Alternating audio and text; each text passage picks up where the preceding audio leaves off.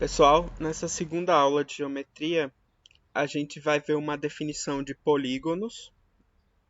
Depois, a gente vai estudar congruência de uma forma ampla. Então, a gente vai ver uma noção mais genérica do que seria congruência de figuras planas. E depois, a gente vai se aprofundar nos casos de congruências de triângulos, que são casos de congruência que vão ser usados em diversos resultados que a gente vai ver ao longo do curso. Bom, então, polígonos são definidos da seguinte forma.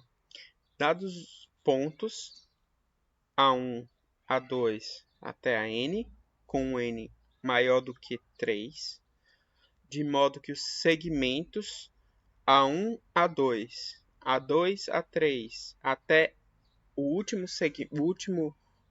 segmento que liga o último ponto até o primeiro ponto, que é o AN1, de modo que dois desses segmentos somente podem se intersectar num dos pontos aí. Então, os segmentos eles não podem se intersectar exceto nas suas extremidades, e segmentos com extremidade em comum não podem ser colineares. Então, quando você tem essas propriedades, a gente chama a união de todos esses segmentos de polígono. Então, veja que o polígono ele é uma união de segmentos. Outra coisa interessante da gente observar aqui nessa definição é que cada ponto, né, que a gente vai chamar esses pontos de vértice dos polígonos, então cada ponto ele só participa de dois e exatamente dois desses segmentos. Então A1 está no A1, A2 e também está aqui no AN, A1, certo? O A2 está aqui no A1, A2 e está no A2, A3. Então cada um dos vértices ele vai participar de dois dos segmentos, tá? Isso é importante. Então vamos ver alguns exemplos de polígonos. Bom, aqui a gente tem o polígono A1, A2, A3, A4, A5, A6, certo? Então a gente costuma nomear os polígonos listando os pontos que são os vértices desses polígonos, como está aí. E aqui a gente tem esse exemplo desse polígono aí. Olha só. Note que essa figura satisfaz todas as propriedades que são exigidas de um polígono. Cada ponto só participa de duas arestas, cada vértice só participa de duas arestas. Quaisquer duas arestas só que se intersectam pelas extremidades, né? Ou seja, nos vértices. E você não tem arestas, né? Ou seja, esses segmentos,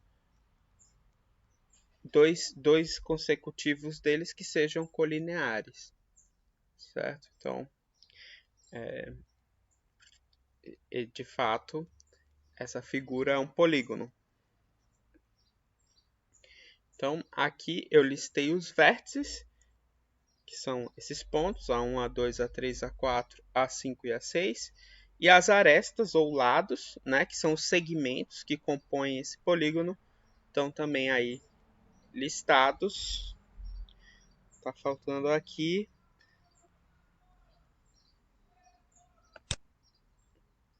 um segmento que é o A6, A1, certo? Então, tudo bem.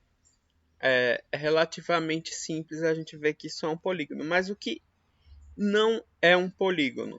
Vamos ver aqui alguns exemplos de figuras que são formadas de segmentos de reta, mas que não são polígonos. Então, nesse primeiro caso aqui, o problema dessa figura é que, por exemplo, o vértice A1 participa de 3 arestas. Né, A1, A2, A1, A3 e A1, A4. Então, ela quebra, né, uma das condições para ser um polígono.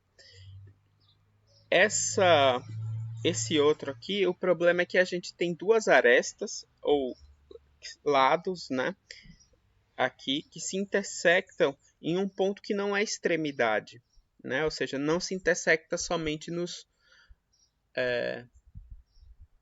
vértices, mas você tem aqui esse cruzamento.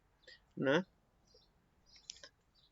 E aqui um outro exemplo em que a gente tem os vértices, né? Mas você tem dois segmentos consecutivos que são colineares. Olha só, esse e esse.